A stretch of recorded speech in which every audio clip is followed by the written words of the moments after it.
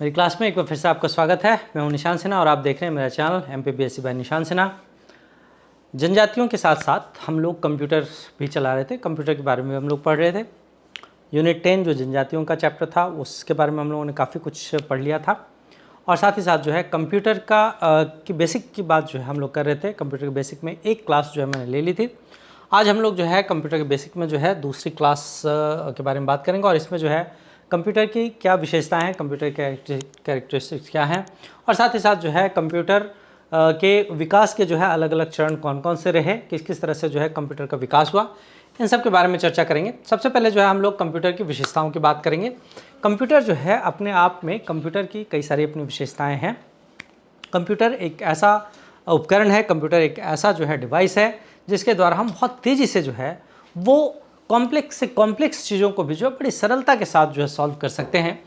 अलग अलग विशेषताओं में देखेंगे तो सबसे पहले जो है स्पीड की बात करेंगे, स्पीड या गति की बात करेंगे तो कंप्यूटर जो है 1 सेकंड में ही 1 लाख से भी ज़्यादा गणनाएं, ज़्यादा कैलकुलेशंस जो है कर सकता है और वर्तमान समय में तो कंप्यूटर जो है नैनो सेकेंड्स में जो है कैलकुलेशंस कर रहा है। तो इस तरह से अगर हम देख सकते हैं कि वर्तमान में जो है कितने ही कंप्यूटर के कितने एडवांस फॉर्मेट आ चुके हैं, सुपर कंप्यूटर्स, क्वांटम कंप्यूटर्स और आजकल तो आर्टिफिशियल इंटेलिजेंस का ज़माना चल रहा है। तो उस समय जब बड़े कमरे के आकार का एक कंप्यूटर हुआ करता था, उस समय से लेकर और आज आर्टिफिशियल इंटेलिजेंस के ज़माने तक कंप्यूटर जो है वो पता नहीं कितने सारे जो है वो विकास के अपने चरणों से जो है आगे बढ़ते हुए और बहुत तेज़ी के साथ जो है कैलकुलेशंस करने की क्षमताओं से जो है युक्त हो गया है। तो अपने आप में एक बहुत महत्वपूर्ण विशेषता तो ये कि कंप्यूटर जो है बहुत तेज़ी के साथ कैलकुलेशन कर सकता है। दूसरी जो है बहुत महत्वपूर्ण विशेषता त्रुटि रहित कार्य, एक एक्यूरेसी। कंप्यूटर जो है वो उसकी एक्यूरेसी जो है बहुत अच्छी होती है, अर्थात कंप्यूटर जो है वो उससे एरर्स के चांसेस बहुत कम होते हैं। अनटिल अनलेस कुछ मैनुअली ही हम कोई डाटा जो है गलत फीड कर दें तो कंप्यूटर जो है कुछ गलत परिणाम दे सकता है। अदरवाइज अगर हम डेटा सही फीड कर रहे हैं तो कंप्यूटर जो है वो किसी तरह की गलती नहीं करता और इसीलिए ये जो कंप्यूटर बाबा हैं वो बिल्कुल जो है वो एक्यूरेट परिणाम देते हैं। अगर वही मैंने आपको बताया गणना के दौरान अगर कोई त्रुटि पाई भी जाती है तो वह प्रोग्राम या डाटा में जो है मानवीय गलतियों के कारण ही होती है। हमसे कोई ह्यूमन एरर हो गया हो तभी गलती जो है कंप्यूटर करेगा, अदरवाइज कंप्यूटर जो है अपनी ओर से कंप्यूटर कोई गलती नहीं करेगा, क्योंकि कंप्यूटर को जो दिमाग दिया गया है कंप्यूटर उसी दिमाग के साथ जो है फुल एक्यूरेसी के साथ काम करता है। तीसरी एक बहुत महत्वपूर्ण विशेषता जो है भंडारण क्षमता या स्टोरेज कैपेसिटी। जिस तरह से एक मानव के दिमाग में जो है उसकी अपनी एक भंडारण कैपेसिटी होती है, हम लोग कई चीज़ों को जो है याद रखने की क्षमता रखते हैं, लेकिन हम लोग कई चीज़ों को भूलने की भी क्षमता रखते हैं। हम कई सारी जो हमारी स्टोरेज कैपेसिटी है या जो हमारा स्टोरेज सिस्टम है, इस स्टोरेज सिस्टम में हम कई बार कई सारी चीज़ें भूल जाते हैं, लेकिन कंप्यूटर कुछ नहीं भूलता। कंप्यूटर के पास जो है उसकी अपनी एक स्टोरेज कैपेसिटी है और अपनी इस स्टोरेज कैपेसिटी में से अनटिल एंड अनलेस हम लोग किसी चीज़ को डिलीट कर दें तभी कंप्यूटर जो है किसी चीज़ को भूलेगा, अर्थात कंप्यूटर उस चीज़ को याद नहीं रख पाएगा। अदरवाइज कंप्यूटर के स्टोरेज में जो चीज़ें भी स्टोर हैं वो कंप्यूटर जो है कभी नहीं भूलेगा, अर्थात उसके पास अपना एक कंप्यूटर स्टोरेज सिस्टम है और उस स्टोरेज सिस्टम में तमाम तरह के डाटा जो है वो स्टोर रहते हैं और ये पूरा का पूरा जो डाटा है, इस डाटा में से कंप्यूटर सेकेंड्स में किसी भी चीज़ को, किसी भी आंकड़े को, किसी भी डाटा को जो है निकालता है और वो जो है हमें रिजल्ट के रूप में जो है प्रोवाइड करता है। कंप्यूटर के एक्सटर्नल और इंटरनल संग्रहण माध्यम में hard disk, floppy disk, magnetic tape, CD, रोम, ये इन सब में जो है हम तमाम तरह के जो है वो डाटा वगैरह जो है फीड करते हैं। अर्थात इनके पास जो स्टोरेज डिवाइसेस होते हैं जिनमें हम जो है CD को, पेन ड्राइव को, फ्लॉपी डिस्क को, तमाम तरह की चीज़ों को जो है शामिल करते हैं। इनमें जो है कई तरह के डाटा और बहुत सारा डाटा जो है वो हम सेव करके रख सकते हैं। हमारे पास भी अपनी एक स्टोरेज कैपेसिटी होती है, लेकिन हम बहुत लिमिटेड स्टोरेज कैपेसिटी हमारे पास है और जो स्टोरेज कैपेसिटी हमारे पास है भी उसमें भी जो है हम कई सारी चीज़ें जो है भूल जाते हैं, लेकिन कंप्यूटर की चीज़ों को भूलता नहीं है। बहुउद्देशीय वर्सेटाइल या हम कहें कि मल्टीटास्कर, कंप्यूटर जो है वो एक साथ कई तरह के जो है कार्य संपन्न कर लेता है, अर्थात कंप्यूटर जो है मल्टीटास्कर होता है, एक साथ जो है तमाम तरह के काम कर लेता है। आप देखते होंगे कि एक कंप्यूटर में जो है हम गाने भी सुन रहे हैं, साथ ही साथ जो है हम वर्ड पे भी काम कर रहे हैं, साथ ही साथ हम कुछ और भी जो है काम कर रहे हैं। तो वर्सटाइल है कंप्यूटर, बहुत सारे काम जो है एक साथ जो है हम कर सकते हैं। ये भी जो है कंप्यूटर की एक बहुत महत्वपूर्ण विशेषता है। गोपनीयता या सीक्रेसी, कंप्यूटर जो है उसमें हम पासवर्ड के जरिए जो है कंप्यूटर को अपना एक सीक्रेट बॉक्स बना सकते हैं। अर्थात कंप्यूटर में जो है अगर कोई भी चीज़ जो है हमने डाल रखा है और उसमें जो है हमने अपना एक सीक्रेट पासवर्ड डाल रखा है, तो उसको जो है खोलना या उसको तोड़ना जो है किसी के बस की बात नहीं होती, जब तक कि कोई हैकर या कोई और इस तरह का ही जो है बहुत एक्सपर्ट व्यक्ति जो है आकर उसको क्रैक न कर ले। तो अपने आप में जो है ये एक तरह का जो है सीक्रेट बॉक्स है हमारा। उसके बाद सक्षमता या डिलीजेंस, एक मशीन होने के कारण कंप्यूटर पर बाहरी वातावरण का कोई प्रभाव नहीं पड़ता और किसी भी कार्य को बिना रुके लाखों करोड़ों बार कर सकता है।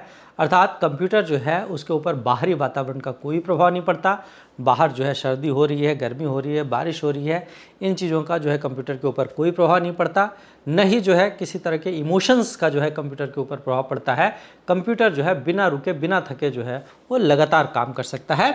तो इस तरह से जो है ये एक तरह का जो है सक्षम, ये एक तरह का जो है एक डिलीजेंस जो है वो मशीन है। स्वचालित ऑटोमेटिक कंप्यूटर जो है एक ऑटोमेटिक मशीन है जिसमें गणना के दौरान मानवीय हस्तक्षेप की संभावनाएं जो है नगण्य रहती हैं। हालांकि कंप्यूटर को कार्य करने के लिए निर्देश मनुष्य के द्वारा ही दिए जाते हैं। तो ये कंप्यूटर जो है वो एक ऑटोमेटिक मशीन है। कंप्यूटर जो है अपने आप ही चलने वाला मशीन है। जो भी निर्देश हम देते हैं और उन निर्देशों का पालन करने के लिए जो भी कमांड्स वगैरह जो हम देते हैं, उन्हीं कमांड्स के जरिए जो है कंप्यूटर कैलकुलेशंस करता है। हम अगर किसी तरह का कुछ गलत निर्देश दे देते हैं, कुछ गलत कमांड करते हैं, कंप्यूटर तभी गलतियां करता है, अदरवाइज जो है कंप्यूटर कभी कोई गलती नहीं करेगा। इंग्लिश में भी सारी चीज़ें जो है मैंने इसमें लिख दी हैं। नोट्स में आपको इंग्लिश और हिंदी दोनों चीज़ें जो है मिल जाएंगी। Speed, error free work, accuracy, storage capacity, versatility, secrecy, diligence, automatic, ये इसकी जो है कुछ विशेषताएं हैं। अब कंप्यूटर जो काम करता है, तो कंप्यूटर जो है वो किस तरह से काम करता है। देखिए कंप्यूटर जब मैंने आपको पढ़ाया था तो पहले ही दिन मैंने आपको बोला था कि विश्व की जितनी भी चीज़ें हैं वो सारी चीज़ें जो है एक सिद्धांत पर काम करती हैं, इनपुट, प्रोसेसिंग और आउटपुट। ये एक सिद्धांत है और इसी सिद्धांत पर जो है मनुष्य भी काम करता है। इसी सिद्धांत पर जो है विश्व के जितने मशीन हैं, सारी मशीनें जो है वो इसी सिद्धांत पर काम करती हैं। इनपुट क्या है? इनपुट का मतलब कंप्यूटर में डाटा या सूचना को भेजना, इसे ही इनपुट कहते हैं, या सेंट्रल प्रोसेसिंग यूनिट के लिए डाटा और निर्देश भेजता है। देखिए इनपुट का मतलब क्या है, तो इनपुट का मतलब है कि हम कंप्यूटर को काम करने के लिए जो डाटा देते हैं उसे ही इनपुट कहा जाता है। जैसे आप सिंपल शब्दों में समझें कि हम लोग जो है काम करते हैं, हम लोगों को काम करने के लिए जो ऊर्जा की आवश्यकता होती है और ऊर्जा की आवश्यकता को पूरा करने के लिए हम लोग क्या करते हैं, तो ऊर्जा की आवश्यकता को पूरा करने के लिए हम लोग खाना खाते हैं, हम लोग भोजन ग्रहण करते हैं। तो भोजन ग्रहण करना अपने आप में क्या हो गया, इनपुट हो गया। इसी तरह से जो है कंप्यूटर को जब कोई काम करना है तो उस काम को संपन्न करने के लिए कंप्यूटर को जो है कुछ इनपुट्स की आवश्यकता पड़ती है। ये इनपुट्स जो है डाटा और इंस्ट्रक्शंस के रूप में कंप्यूटर को दिए जाते हैं। उसके बाद कंप्यूटर जो है इन सारी चीज़ों को स्टोर करता है। जिस तरह से हम लोग अगर भोजन ग्रहण करते हैं तो ये भोजन जो है हमारे आमाशय में, हमारे स्टोमक में जाकर जो है स्टोर होता है और फिर जो है वहाँ पर उसकी प्रोसेसिंग होती है। इसी तरह से जो है इनपुट, जब कंप्यूटर को जो है डाटा और इंस्ट्रक्शंस इनपुट के रूप में दिए जाते हैं तो कंप्यूटर जो है इनको स्टोर करता है। कंप्यूटर के पास जो है इसकी अपनी एक स्टोरेज कैपेसिटी होती है, एक स्टोरेज डिवाइस होता है और उस स्टोरेज डिवाइस में जो है ये पूरा का पूरा इनपुट जो है वहाँ जाकर स्टोर होता है। इसके बाद जो है कंप्यूटर के पास अपनी एक प्रोसेसिंग यूनिट होती है जिसे हम सेंट्रल प्रोसेसिंग यूनिट या सीपीयू कहते हैं। और इस सेंट्रल प्रोसेसिंग यूनिट में, जिस तरह से हमारी बॉडी में जो है हमारा पूरा डाइजेस्टिव सिस्टम जो होता है, वहाँ पर जो है पूरी चीज़ें, जो इनपुट हम जो खाना खा रहे हैं वो सारा कुछ जो है उसकी प्रोसेसिंग होती है, अर्थात उसका डाइजेशन होता है। इसी तरह से जो है अगर हम देखें तो यहाँ पर जो है जो सेंट्रल प्रोसेसिंग यूनिट है, अर्थात यहाँ कंप्यूटर के पास उसकी अपनी जो सीपीयू है, वो सीपीयू में पूरा का पूरा इनपुट जो कि स्टोर होता है किसी डिवाइस में, उसकी प्रोसेसिंग जो है वो इस स्टोरेज डिवाइस से इनपुट को लेकर और इस सेंट्रल प्रोसेसिंग यूनिट में जो है वहाँ पर इसका एनालिसिस होता है। और एनालिसिस होने के बाद कंप्यूटर को जो भी निर्देश दिए जाते हैं, कंप्यूटर जो है उन्हीं निर्देशों के जरिए जो है सारी चीज़ों को एनालाइज करता है। अर्थात जो भी डाटा और इंस्ट्रक्शंस दिए गए हैं, उन डाटा और इंस्ट्रक्शंस को कंप्यूटर को दिए गए निर्देशों के अनुसार कंप्यूटर उन डाटा और इंस्ट्रक्शंस को जो है एग्जीक्यूट करता है, उनको जो है एनालाइज करता है और फिर एनालाइज करने के बाद जो है जो रिजल्ट्स आते हैं उनको आउटपुट के रूप में वो प्रदान करता है। अर्थात हमें रिजल्ट्स जो है आउटपुट के रूप में मिलते हैं। और मनुष्य के शरीर में अगर देखें तो आउटपुट क्या है, तो डाइजेशन कंप्लीट होने के बाद हमें जो एनर्जी मिल रही है, हमें जो ऊर्जा मिल रही है, वही तो हमारा आउटपुट है। और उसी आउटपुट के जरिए, उसी एनर्जी के जरिए जो है हम चलायमान हैं, हम लोग चल रहे हैं। तो इस तरह से जो है यहाँ पर हमें जब कंप्यूटर की बात करेंगे तो कंप्यूटर में जो है जो रिजल्ट्स हमें मिल रहे हैं, those results are actually the outputs, वो रिजल्ट ही जो है आउटपुट कहलाते हैं जो हमें परिणामों के रूप में प्राप्त होते हैं। अब हम लोग यहाँ पर जो है हम बात करेंगे कंप्यूटर के विकास के चरणों के बारे में। देखिए कंप्यूटर जो है, अच्छा हाँ, कुछ पहले हम लोग फैक्ट्स के बारे में कुछ देख लें, कुछ कंप्यूटर में जो चीज़ें हैं उनके बारे में देखें। सबसे पहले डाटा। डाटा किसे कहते हैं? डाटा जो है वो तथ्यों और अव्यवस्थित आंकड़ों का समूह होता है जो दो प्रकार का होता है। जनरली जो है न्यूमेरिक और अल्फा न्यूमेरिक डाटा जो है वो दिया जाता है। डाटा का मतलब इनपुट्स, अर्थात जो कुछ भी हम कंप्यूटर को अव्यवस्थित रूप में दे रहे हैं, अनऑर्गेनाइज्ड वे में दे रहे हैं, वो अपने आप में जो है डाटा है। हो सकता है 1 2 3 4 ये न्यूमेरिक डाटा हो सकता है ABCD ये अल्फा न्यूमेरिक डाटा हो।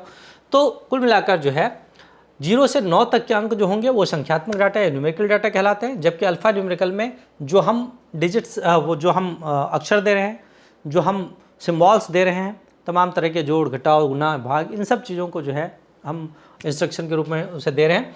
तो अंक अक्षर और चिन्हों को जो है हम अल्फा न्यूमेरिक डाटा कहते हैं।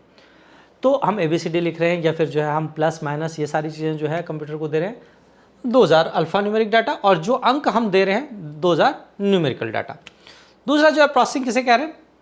तो डाटा पर की जाने वाली उन क्रियाओं को जिनसे सूचना प्राप्त होती है, अर्थात जो ये डाटा आया, इस डाटा के ऊपर जो हम काम करते हैं, है ना, जो क्रियाएं होती हैं उसे ही जो है प्रोसेसिंग कहा जाता है। डेटा प्रोसेसिंग का मुख्य लक्ष्य अव्यवस्थित डाटा, जो रॉ डाटा है, जो अनऑर्गेनाइज्ड डाटा है, उससे जो है इन्फॉर्मेशन लेना और इन्फॉर्मेशन लेकर जो है उसको प्रोसेस करके और जो है व्यवस्थित आंकड़े या रिजल्ट्स जो है प्रोवाइड करना। प्रोसेसिंग क्या है? तो प्रोसेसिंग अपने आप में वो क्रिया है जिस क्रिया के माध्यम से रॉ डाटा जो है वो फाइनल रिजल्ट्स में कन्वर्ट होता है, इसे हम जो है डेटा प्रोसेसिंग कहते हैं।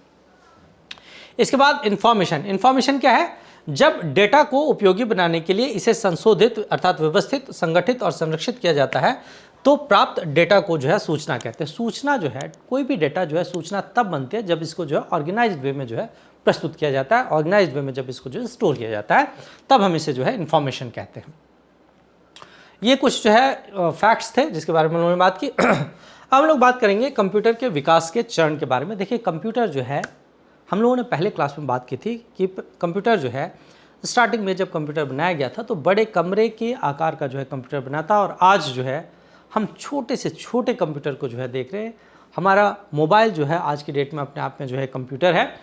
तो एक बड़े कमरे के आकार के कंप्यूटर से लेकर और इतने छोटे कंप्यूटर तक, और साथ ही साथ जो है इतने कॉम्प्लेक्स कैलकुलेशंस करने वाले कंप्यूटर तक, आर्टिफिशियल इंटेलिजेंस तक कंप्यूटर के विकास की गाथा जो है उसे हम कंप्यूटर के विकास के अलग अलग चरणों में पढ़ते हैं।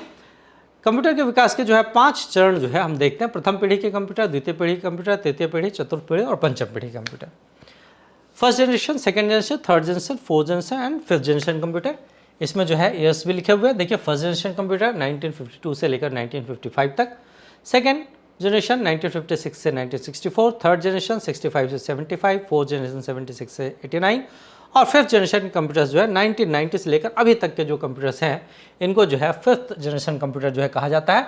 यहाँ पर जो है तस्वीरों के माध्यम से जो है कंप्यूटर के जो चरण है उनको दिखाया गया है। ये पहली पीढ़ी का कंप्यूटर जिसमें जो है आपको बड़े कमरे के आकार का कंप्यूटर जो है वो दिखाई दे रहा है।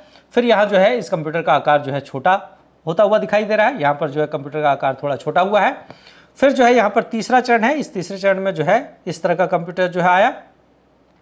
चौथे चरण में जो है इस तरह का डेस्कटॉप कंप्यूटर जो है आया और पांचवें चरण में जो है वो इस तरह का कंप्यूटर आया। साथ ही साथ जो है लैपटॉप वगैरह जो है ये सारी चीज़ें जो है वो विकसित हुई। एक एक करके जो है कंप्यूटर के अलग अलग चरणों की बात जो है हम लोग करेंगे। सबसे पहले जो है प्रथम पीढ़ी के कंप्यूटर 1942 से लेकर 1955 तक की बात करते हैं। सबसे पहले 1904 में जॉन एम्ब्रोस फ्लेमिंग इन्होंने जो है वैक्यूम ट्यूब का आविष्कार किया था। सबसे पहला क्वेश्चन जो है आपका यहाँ से बन सकता है कि वैक्यूम ट्यूब का आविष्कार किसने किया था? तो वैक्यूम ट्यूब का आविष्कार जो है जॉन एम्ब्रोस फ्लेमिंग के द्वारा किया गया था।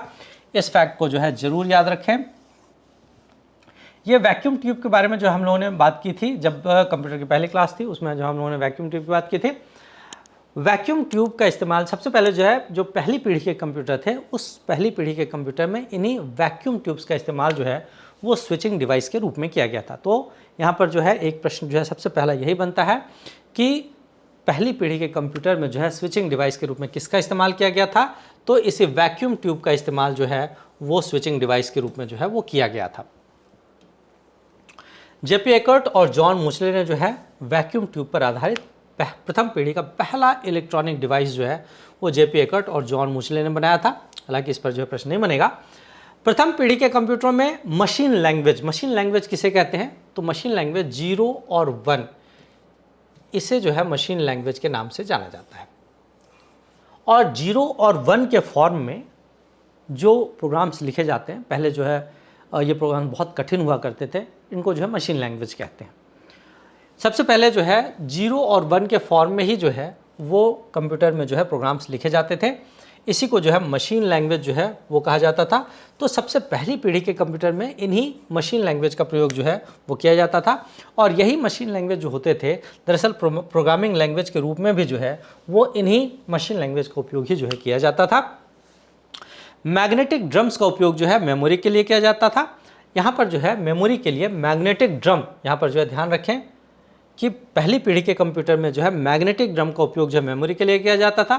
पंच कार्ड को जो है इनपुट डिवाइस के रूप में इस्तेमाल किया जाता था। अर्थात आज की डेट में जो है हम जिस तरह से जो हमारे माउस हैं या जो हमारे